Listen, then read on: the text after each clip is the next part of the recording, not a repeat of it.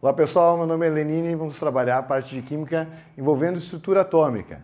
Esse assunto ele tem fundamental importância, principalmente porque a partir daí tu vai entender melhor como funciona a distribuição de elétrons, número atômico, número de massa, cátions, ânions, tudo baseado em cima do modelo atômico.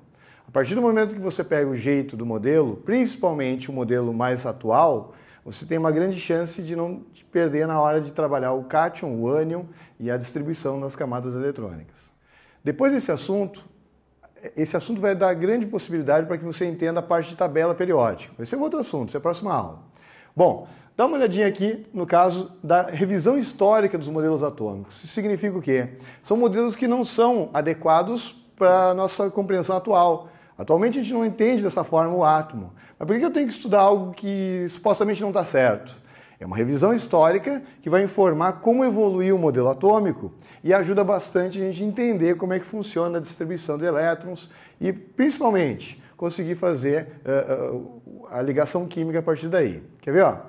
O modelo atômico inicial, o modelo científico, inicia com a ideia de Dalton. Ele trabalha com um modelo de esfera, modelo maciço, chamado bola de bilhar. Esse nome aqui, essa frase, essa expressão, é para facilitar a compreensão de vocês. Isso é usado também em prova, não é inventado por ninguém. O próprio Dalton, na sua época, é que determinou esse nome. Olha só, Lei de Lavoisier. Lavoisier foi um cara que determinou que na natureza nada se perde, nada se cria, tudo se transforma.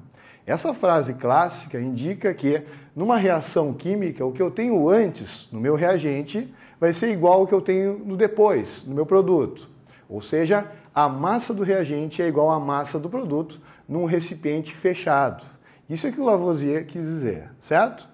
Bom, essa esfera aqui demonstra que o átomo, para diferenciar um elemento do outro, deve apresentar massas diferentes. Ou seja, para representar um átomo de hidrogênio, a esfera tem que ser de uma massa de um tamanho menor do que o de um elemento como o cloro. A diferença entre os elementos é simplesmente a massa dessas esferas. Esferas maiores, esferas menores. Apenas isso diferencia o átomo em relação a um elemento do outro. Mais tarde a gente vai ver que o número atômico, o número de prótons é que diferencia os elementos químicos, ok? Bom, evoluímos um pouquinho. Entramos em Thomson. Thomson determinou que o átomo seria o pudim de passas. Também uma expressão fantasia para que a gente entenda melhor como é que funciona. Essa expressão pudim de passas, ela demonstra exatamente como seria o modelo atômico segundo Thomson. Ou seja, o pudim, a massa geral, a grande, é positiva.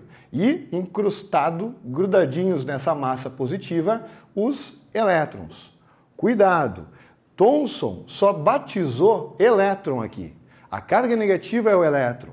A parte positiva não é chamada de próton. Só depois, daqui a pouquinho a gente vai ver. Atenção! Elétron, Thomson. Aqui, ó, o elétron é o negativo e a massa geral é o positivo, ok? O experimento que ele usou são os raios catódicos. Raio catódico significa, na realidade, um fluxo de elétron numa região com um gás em baixa pressão.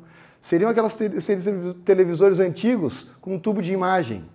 Aquela experiência de desligar o televisor e botar o bracinho na frente e o pelo levantar. Aquilo é um raio catódico, aquilo está cheio de elétrons e está atraindo o pelo do teu braço. Por exemplo, aqui, ó. O primeiro comportamento que o Thomson determinou era que os elétrons fluiriam, se deslocariam de maneira linear dentro desse tubo, dessa ampola. Uma ampola chamada ampola de Crookes, também é um nome-chave para o modelo de Thomson, certo? De maneira linear ele se desloca. Nessa figurinha aqui, vemos que temos uma cruz no meio do tubo e a imagem no fundo, ou seja, a sombra projetada é exatamente no formato dessa cruz, certo? Isso é só uma representação, mas é exatamente isso que ele quis dizer, que os elétrons se deslocavam de maneira linear. Outra ideia, os elétrons têm massa. Como é que ele percebeu isso? Colocou no meio dessa ampola, projetou o fluxo de elétrons nesse tubo e botou tipo um catavento ali no meio. Os elétrons bateram no catavento e movimentaram esse catavento, ou seja, provou que o elétron tinha massa para deslocar esse catavento, ok? Então é o seguinte, vimos aqui que o elétron se desloca de maneira linear, vimos aqui que o elétron possui massa porque deslocou um objeto dentro da ampola, e o principal, que nós já sabemos, que os elétrons têm carga negativa, tanto é que são atraídos para aquela placa positiva, ou seja, 3 comprovações num modelo só, ok? Próximo modelo, o Rutherford. O modelo mais famoso visualmente, Dimi-nêutron. Alguém lembra do Dimi-nêutron? Por exemplo, o Dimi-nêutron usava esse símbolo aqui como o núcleo e a eletrosfera. Esse é o modelo mais clássico, mais visual, mais bonito, inclusive. Mas esse é o modelo de Rutherford, que determina um experimento chamado de lâmina de ouro, certo? O chamado modelo planetário, justamente pela figura que ele representa. O Sol seria o núcleo do átomo e os elétrons orbitando ao redor desse núcleo são os planetas. Isso tem a ver, ok? Esse é o modelo do Rutherford, ok? Nesse modelo de Rutherford, a experiência que ele usou foi a chamada lâmina de ouro. É uma experiência simples. Ele pegou polônio, que é um elemento radioativo, esse elemento radioativo bombardeou a partir de emissões alfa, ou seja, o polônio jogou emissão alfa, partícula alfa, em cima de uma lâmina de ouro. Por que o ouro? Porque o ouro é muito maleável, eu consigo fazer uma lâmina de ouro na espessura de uma folha de papel. Quanto mais fininha, melhor. Por quê? Porque quanto mais fininha, quanto menor a espessura da lâmina, melhor para avaliar o comportamento dessa emissão alfa. Voltando aqui. Aqui está o experimento. Ele jogou sobre essa lâmina, então, partículas alfa. Partícula alfa é positiva. Ele percebeu que a maioria da partícula alfa, o grande percentual, digamos 99%, passou reto, atravessou a lâmina, não tomou conhecimento da lâmina. Vamos chutar um percentual, 0,9%, passou desviando pela lâmina. E um percentual de 0,1%, aliás é menos que isso, mas tudo bem, 0,1%, só para ter uma ideia, bateu e voltou. Passou reto, comportamento 1, passou e desviou, comportamento 2, bateu e voltou, comportamento 3. O que são esses 3 comportamentos? Cuida só, estão aqui, ó. Primeiro comportamento, passou reto, passou sem sofrer desvio, é o comportamento 1. Esse fluxo que passou pelo núcleo e desviou é o comportamento 2. O que ele concluiu, o Rutherford? Ele concluiu que, como a maior parte, 99%, passa reto, significa que o átomo é formado por grandes vazios. Ou seja, não encontrou ninguém no meio do caminho. Agora, nesse segundo comportamento, onde a emissão alfa, que é positiva, passa e desvia, significa que essa emissão alfa, que é positiva, encontrou alguém com o mesmo sinal. Lembra que cargas opostas se atraem, cargas de mesmo sinal se repelem. Então, ele percebeu o quê? O Rutherford percebeu o quê? Que quando passou próximo do núcleo e sofreu a repulsão, significa que esse núcleo, essa região pequena, é positiva, assim como a alfa. Passou perto e repeliu, mesmo sinal. 2 conclusões. Ele sabe que a eletrosfera é grande, enorme, tanto é que a maior parte passa reto. E a segunda conclusão, que essa emissão alfa passou perto de uma região pequena e positiva. O terceiro comportamento é o menor em percentual. É aquele que bateu no núcleo e voltou.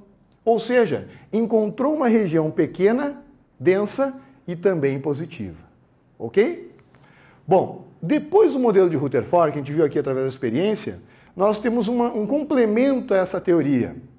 O grande erro do modelo de Rutherford, deixa eu retornar só na imagem aqui, lembrando, núcleo e eletrosfera, o grande erro de Rutherford era não imaginar a existência dos nêutrons.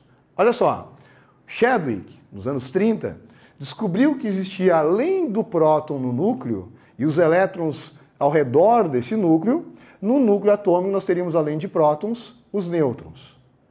É como se fosse um isolante dos prótons. Porque olha só, se eu tiver 2 prótons colados, os 2 prótons são positivos, eles vão sofrer repulsão. O nêutron entra para justamente isolar um próton do outro e fazer com que o núcleo não sofra a sua divisão espontânea. Então essa é a ideia. Chadwick descobriu uma terceira partícula. O modelo clássico, prótons, nêutrons, de Chadwick, e elétrons. Aqui está ele. Descoberta do nêutron por Chadwick foi muito importante. O núcleo com prótons e nêutrons e os elétrons gravitando ao redor desse núcleo. Bom, o que são átomos nêutrons? Átomos nêutrons são aqueles que têm o número de próton igual a elétron. Por que isso? Significa que há um empate de cargas positivas e negativas. Quando isso acontece, chamo de átomos neutros. Por exemplo, sódio 1123. O 11 é um número atômico, é o número de prótons que eu tenho desse elemento. Todo átomo de sódio tem 11 prótons, certo?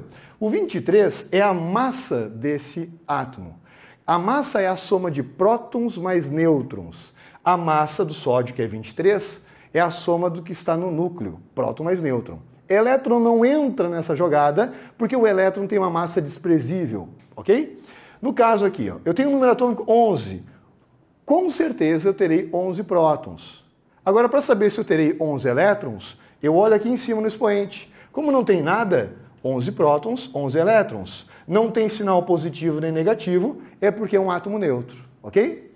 Carbono, 612, número atômico 6. Tenho 6 prótons. Tem sinalzinho aqui? Não. Nem positivo nem negativo. Então eu tenho 6 prótons e 6 elétrons. Fechou? Agora, quando eu tenho diferença no número de prótons e elétrons, eu posso ter um cátion ou um ânion. Se for positivo é cátion, se for negativo é ânion. Cátion é positivo porque perde elétrons. Positivo perde. Não confunde com a matemática. Positivo perde elétron, negativo ganha elétron. Então o que acontece? Eu tenho aqui o N a mais, o sódio, cátion sódio.